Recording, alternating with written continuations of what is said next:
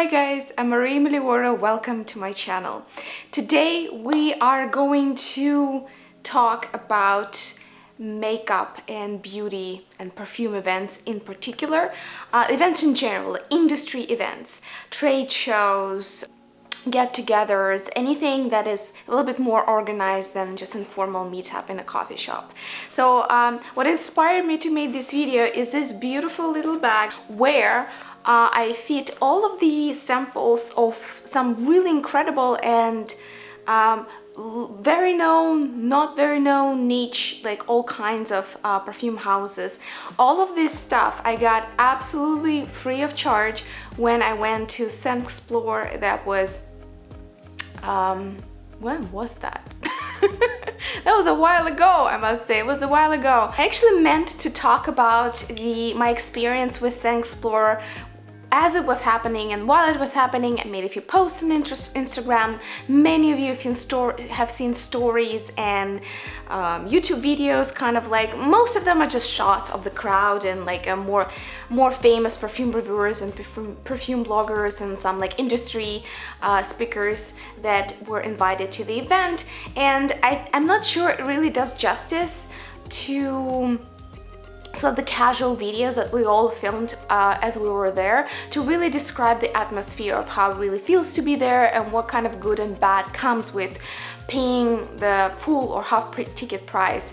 Often it is, depends like where you go. BeautyCon versus, versus Scent Explore, that was much more concentrated and kind of like an indie event, like Max 40, I think, with someone else.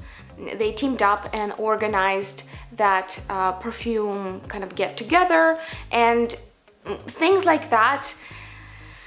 We let's just together promise each other that we will never underappreciate industry events or any kind of launch parties that stores and brands do when it again becomes available to us, because I feel like right now talking about it gives me a very poignant pleasure, and I'll share with you some of my personal experiences and things that I noticed from a variety of events that I've attended through the years of being sort of generally in the beauty industry.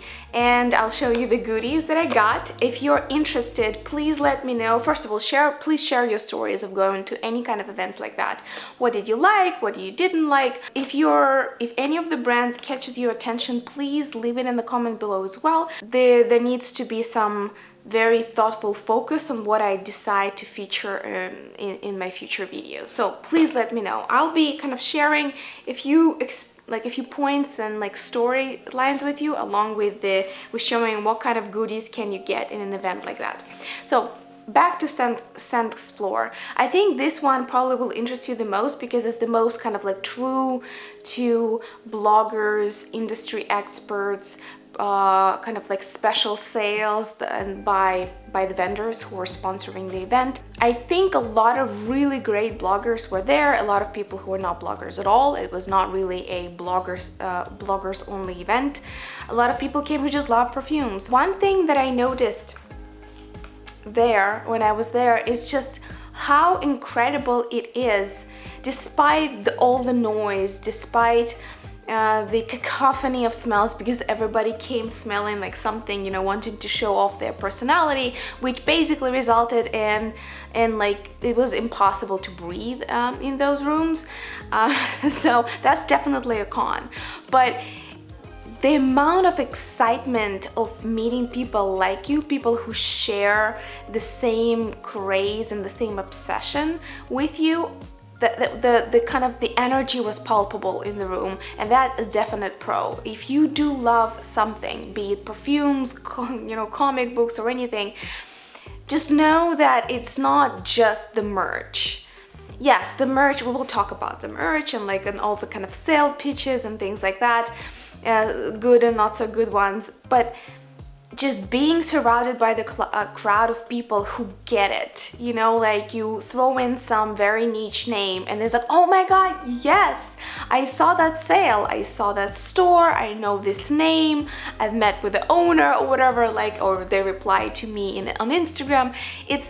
it's a very unique and energizing experience that you can find even on YouTube. Like, even on YouTube, on the best of days, it's not the same energy when you're actually there with the people who love perfume as much as you do, and who have all these kind of like secrets and facets and little universes of knowledge and snippets of information that they're eager to share with each other. And the first featured perfume that I got, because it was very memorable, it was a vendor, Perfumes workshop. They also are the brand owners of Amour Oud, the love of oud. Their perfumes are very, I would say, like, they have a heart of Arabic blending in them. Like, the style is very sensual. Again, I know that all brand owners absolutely loathe any kind of comparisons, and I try to start to explain that this is how people really perceive perfumes. This is not to detract from one brand or one house to another, but in the absence of actually being able to smell something, we always need a point of reference. So if any of the brand owners happen to watch this video, you should know that this is not meant to degrade a brand. Actually, usually does the opposite, because it brings people, it kind of like expands the space for people who love perfume, like the people who view this channel, the bloggers who are my friends who might also see this video, and like me as well. So if you want to kind of figure out, you've never had a chance to try them, and you want to kind of figure out where would it fall on the landscape, it falls on the kind of a more French way of making Arabic blends. Similarly, I think Kilian approaches their perfumes, at least their classic line, not the one that's in Sephora, that's a very different kind of animal, but like they're more high-end stuff. So Amour Oud is always musky, sensual, smooth, rounded. Usually you'll never find any hard edges in their perfumes, but they kind of balance them still to a European ear, if you wish, or at least somewhere in the middle. They don't go as far as some of the Attars and like classic Arabic perfumes go, and I think that's what keeps them very palatable to a wide variety of people. I, at the time, was looking for the most beautiful, seductive, sensual, and preferably gothic rose in a perfume.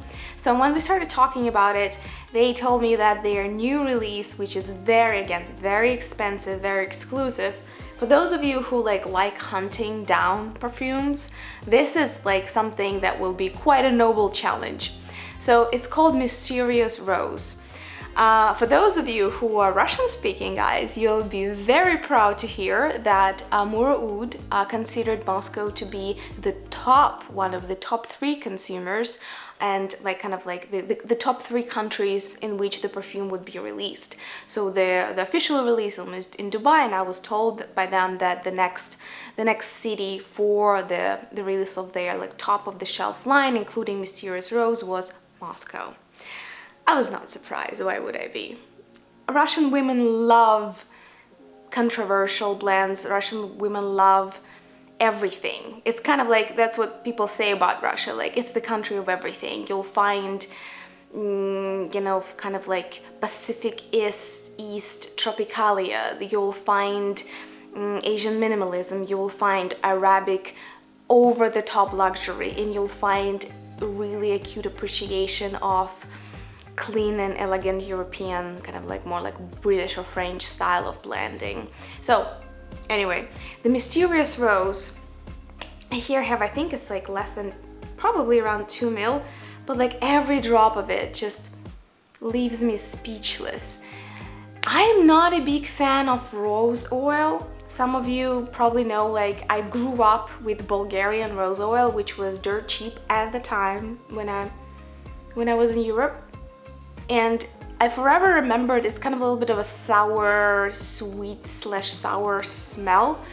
And for whatever reason, instead of feeling nostalgic for it now, I actually dislike it. I don't like anything Bulgarian rose in a perfumery. Anything too sour, anything too kind of like rose jam, like when it's too concentrated, kind of like rubs me the wrong way. So this perfume goes as close as it gets to these kind of like sultry, oily, very concentrated rose essence, but it doesn't cross the line toward Bulgarian rose oil. Because it's spicy, the musks here are very spicy, warm, skin-like. It's not a clean white musk. There's nothing sour about it either. And I'm very glad to say I don't have even a trace of what musks sometimes do when they get you kind of body odor. Not it at all. This rose is probably the most longing and sensual that I've smelled in the long while. It is just prohibitively expensive, but I must tell you, if I could give an award to the most seductive, like sensual, alluring rose scent that kind of is very suggestive of what the evening might evolve to, this would be Mysterious Rose by Amur Oud. I love it. It's really good and I'm like enjoying every drop of it. Again, there's no way that I would be able to experience this perfume if I didn't go to the event. So this is something that is very special when you go to trade shows and like specific events like that. Okay, now I'm gonna show you just a few more things, probably faster than when I just said, because I had the time to experience that perfume and I think it deserves a special notion. But a few samples that I actually didn't have time to fully dive into, so I'm just gonna name the names and you tell me if you want to hear more about them. So Majda Bikali, I think that was somebody who gave it to me as a gift, one of the subscribers, I think. So here we have another thing, you could do exchanges of perfumes and decants with the people that you meet in the events like that. And here goes unpronounceable French names. Like, it seems like they sometimes aim at making them harder to pronounce. Like, just so. Je fais un rêve obscur, I think. Majda Bikali, Mon nom est rouge. And Majda Bikali, fait un rêve. Oh, it's the same, obscur, okay. Okay, let's just say Majda Bikali, which is a niche brand with amazing design of the bottles. You know me by now, I fetishize bottles sometimes, like I obsess about bottle design every once in a while. To me, the bottle design can make or break a perfume. Even if the juice inside is the most exquisite and beautiful, wrong, mismatched, or cheap packaging can really damage the kind of the legacy of that perfume and how many people will really hear about it. So Majda Bikali, hands down, exquisite design of perfume bottles. Please look it up, just out of sheer curiosity, just look it up how they package their bottles. Majda Bikali, so I have here 3 samples. This is the one that I was also very curious about. This is Korlov Paris. Russian sounding name, I don't know, maybe the parents or the grandparents of that person were immigrants. Here we have Korlov Royal Oud Intense, Lady Korlov Intense. Oh, 2 more. Korlov Paris Cure Mythique, so something with leather. And Iris d'Or. I recently really got into irises, so I'm very curious to try that one. The other brand that I never heard of before, which I think there's a guy who gave me these samples. That's a good question. Like I'm asking like almost half a year later. But anyway, this is a Thameen London. Again, this sounds to me very much like Arabic British kind of style, or at least marketing of the name. Thameen London, I have here, if you're curious. Royal Sapphire, Regent's Leather, Patiala, and Carven Oud. Again, since even 2 mils are packaged in black velvet and like come fully wrapped, I presume this is like a premium level kind of perfumery. If any of you guys have heard of the Mean or are curious for me to make a review of 4 of their fragrances, please let me know in the comments below. And the last one before we continue with our musings about the perfume and kind of any kind of industry events, there will be 2 perfumes by Initio that seems to invite some bloggers to their yachts, but not others. You know what I mean? I like yachts. I would go. Initio. Anyway, so here we have Initio Oud for Greatness, and we have Initio Absolute Aphrodisiac. Is that the name? Are you serious? Yeah, Absolute Aphrodisiac.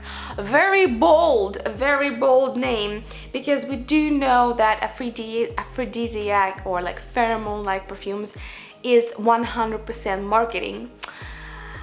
To name something to have a so-called like mythical arousing effects, I have high expectations. Anyway, 2 perfumes by Initio. And now I continue, like the second point that I wanted to bring to your attention is that you do meet a lot of people that you see on YouTube, and the shock value of seeing people in flesh is still the same, even though they are not Hollywood celebrities or, you know, TV stars. When you watch someone for that long, you kind of get attached to them. You get attached to their on-camera persona. Some people get even invested in the backgrounds of some people, you know, like and things like that, in their little mannerisms and their hair color. Sometimes if bloggers share more about their personal life, people get wrapped up in their divorces and who's dating who's straight, who's gay, who's this, who's that, you know, like all the kind of juiciness of the human life. They were all there. So when you go to the events like that, unless it's a really massive event where the kind of the celebs of the event, the headliners, will be separated from you by layers of security, smaller, niche, very concentrated events, this is where you literally can talk to them, just mingle with the people that you admire and people whose opinion you value.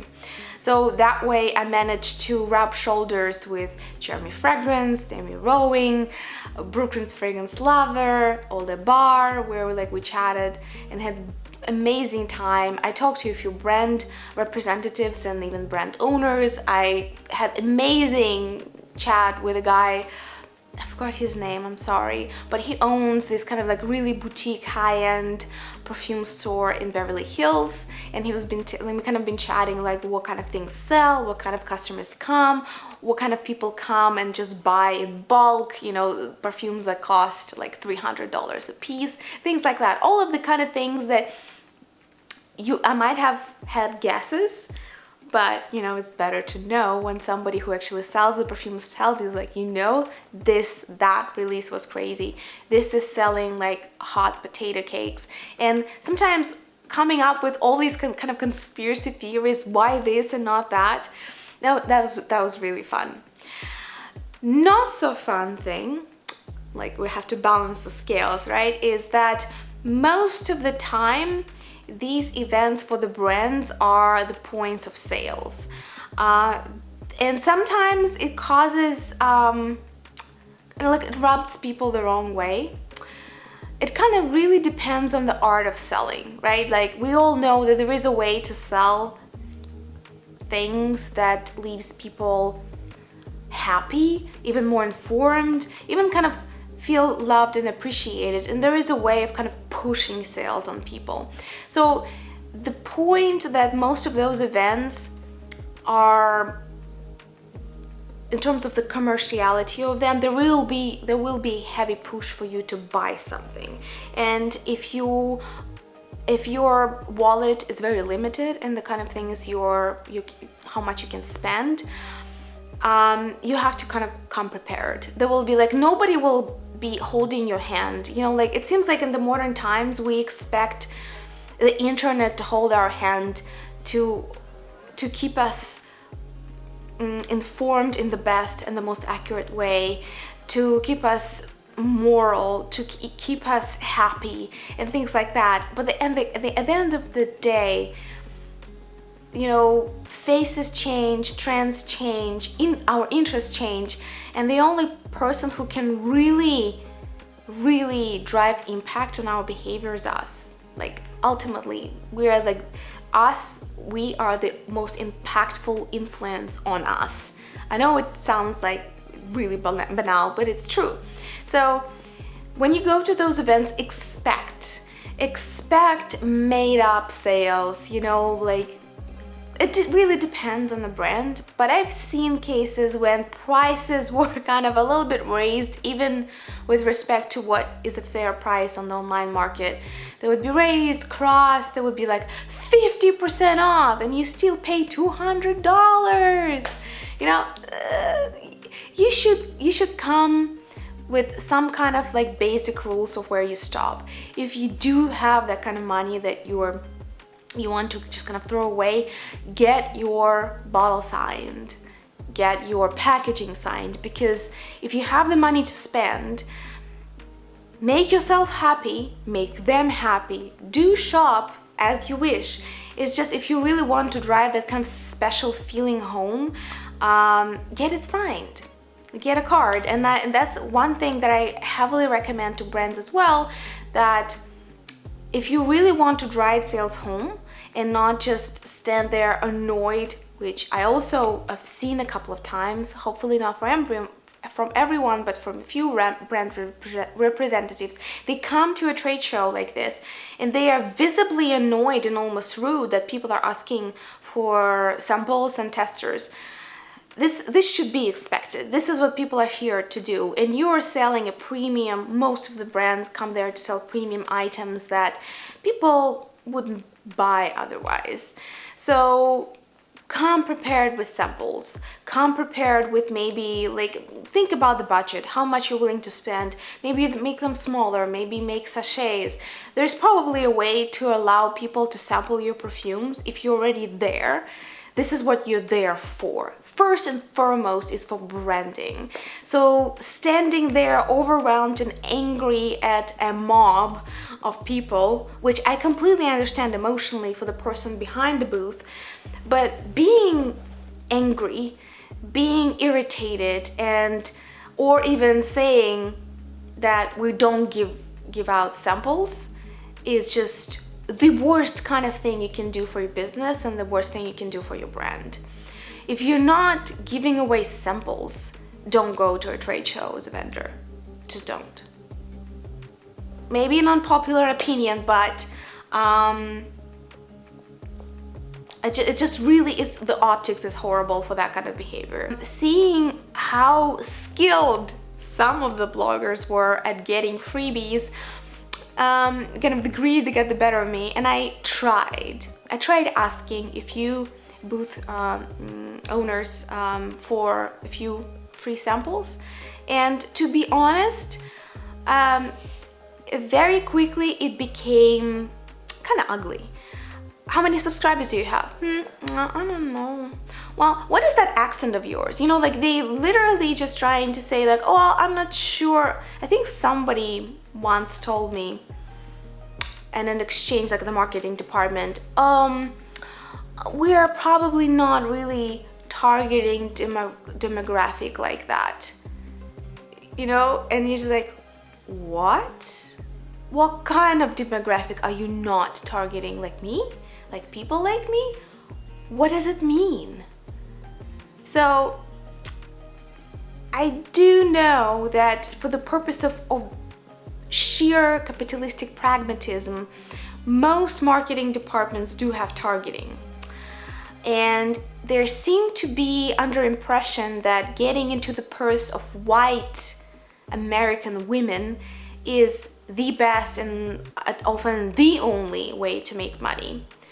I don't think that this is completely misguided. I think it comes from a point of extreme short-sightedness, nevertheless. So when I'm at those events, and if you're a blogger and ever want to go, if you're not a white American, kind of native, as they say, native, I don't know what does it mean, Anglo-Saxon, Irish, I don't know, Irish descent, what does it mean, native white American woman, which it doesn't mean Native Americans, you know what I mean? Like it's just this unicorn, like what they want, like a walking Barbie. What does it mean? It does happen. The discrimination, sometimes overt, sometimes in your face, like I experience, it does happen. People say like, if I give you 2 ml of my perfume, I could give it to like a more palatable and more relatable blogger. So I don't know about this. It does happen, but to be completely honest, I don't think beauty world, cosmetic world, or perfume world is philosophically, like, or qualitatively that different from the rest of the world. The discrimination like that happens everywhere. The targeting happens everywhere. It kind of just depends on where you land in terms of the paradigm and the status quo, the cliche kind of thinking. The beauty of it is that even if you do experience that, first of all, take note. And if you feel like it, you can share it. You can even, like I did, you can anonymize it. We can just raise awareness of the perfume brands doing these things. And if other brands can take advantage of that kind of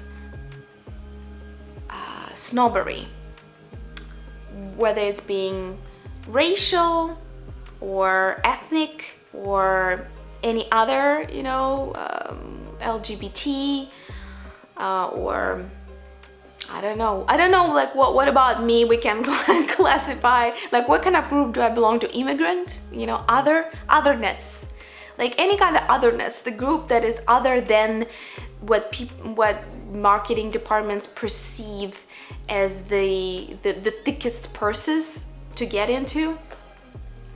That does happen, but it's an opportunity for other brands to actually claim that space and say, all is welcome, we'll love you all. This is another point that I wanted to raise for discussion, that I find that marketing departments are kind of are not really using rational, just common sense, to be honest. All these like claims of ruthless pragmatism, and yet white American women are, by studies, the least informed and the least consuming of perfume by volume. A lot of people think that this kind of finds its heritage, kind of the cultural history of why not perfumes, from like prudish and religious backgrounds, as a perfume was considered the sign of evil, the sign of kind of sexual liberation, the sign of, again, some kind of otherness, or kind of like the perfume that comes from devil. Any kind of perfume that is just not clean sheets. So there's a lot of religious / cultural influences of why white Americans are often kind of miss out on a huge bulk of the European heritage that they have, while the rest of the Europe is pretty much fairly open and appreciative of perfume. Europe is just small, right? It's small in terms of the consumer market. So next come the developing markets, and that's where the most money is to be made. All people in finance know that.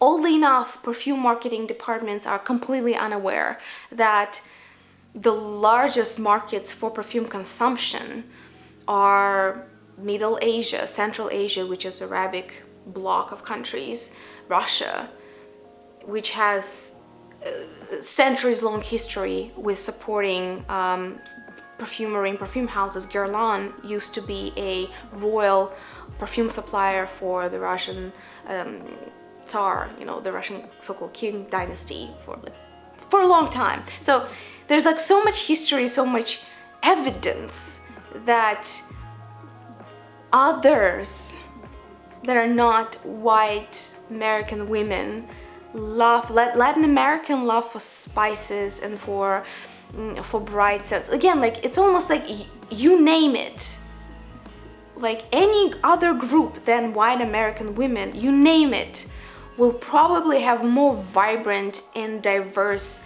and already kind of alive perfume and fragrance and kind of olfactory appreciation culture. And yet the marketing departments, which I guess maybe that makes sense, they mostly consist of white American women these days, they are like keep trying to kind of like, no, I want the money of the stay-at-home moms on the military bases or whatever. It's just bizarre to me to hear things like that. I mean, I understand like stay-at-home white mothers are people too, and you know, it would be amazing and beautiful if they appreciated and loved perfumes. That's great. Like we're all should be proud of our own journey when it comes to our love of fragrances. What really rubs me the wrong way when people who come to these shows start treating people as third-class citizens because they're not their imaginary customer. And I've seen a lot of that. All right, the last goodies, and again, I just gonna preface this, but what I've showed you so far of the samples that I got absolutely for free from the vendors, this is probably 1/3 of what people who are a little bit more outgoing and extroverted than me got. I saw people leaving with bags of samples. It was crazy. In that sense, if you think I got a lot for free, like multiply it by 10 if you have a little bit more of outgoing personality. That's how much you can get there. It's incredible. I don't know why I always suck at getting free stuff, but you know, I'll work on getting better. The art of asking is truly an art. Anyway, the other things that I want to show you, this is again the brand that really impressed me, at least from the first whiffs, and I would love to make for you a review of that brand if you don't mind, if you're curious. I think it's a niche, for some reason I feel like it's Italian. I'll check it, I'll double check it. This is Abaton, and they make really exquisite, gourmand, like on the verge of edible scents. So here I have Fior di Cinoto perfume. I have Abaton Cinoto Gourmand Eau de Toilette, and I have Abaton Cinoto Dark. So it's mostly, I think this collection is based on the Cinoto. I think it's kind of like a tree that grows in some parts of southern Italy, I want to say, maybe Sicily. I think it belongs to the citruses. I should have researched it before I opened my mouth, didn't I? Well, Cinoto, here it is for you. I actually do have Cinoto di Liguria by Acqua di Parma, and I absolutely adore that perfume. So anything with Cinoto now, sign me up. I think that was a subscriber gift, a sample of Perfumes de Marly Athalia. And I also have a sample set, so if you're curious about my opinion of Perfumes de Marly, let me know. This is Mihan Aromatics, familial scents that conjure heartache, hubris, and harmony. A true product of Australia. Ooh, we got ourselves Australian niche. I'm even gonna try it now. Very vibrant. Interesting. Okay, Mihan Aromatics, and we have here Juice Box perfumes. Juice Box perfumes. So this is Beat Cafe, and that I actually was gifted, which was internally grateful, by a representative in French Sephora, the one that I told you about in the previous video, the one that has incredible niche and like top of shelf perfumes from luxury brands on Champs-Élysées. Let's not say if, when we can all travel again, when we saved up that money, we take our vacation and we all go to Paris, definitely consider stopping by Sephora on Champs-Elysees, because this is like a museum of makeup and perfumes. She gave me two little decants of the Prime line by Gucci, the Eyes of the Tiger. I've been searching for that premium Gucci line, hoping to find it maybe secondhand, a little bit cheaper, for a while now, because it's good. It's good. Something is happening with Gucci perfumes in particular. I guess they're old style. Like ever since they started exploring more of that kind of slightly odd, weird, almost hallucinogenic bohemian style in the way they present the brand, things have been really interesting, really piquing my attention. That's all I got from Saint-Explore and a few other places. So just to kind of, you know, give you something to dream about and give something for me to reminisce about, that was the video. Please share your experiences below. I would love to hear what's your thoughts on the matter, and please subscribe if you haven't, and I'll see you in the next video.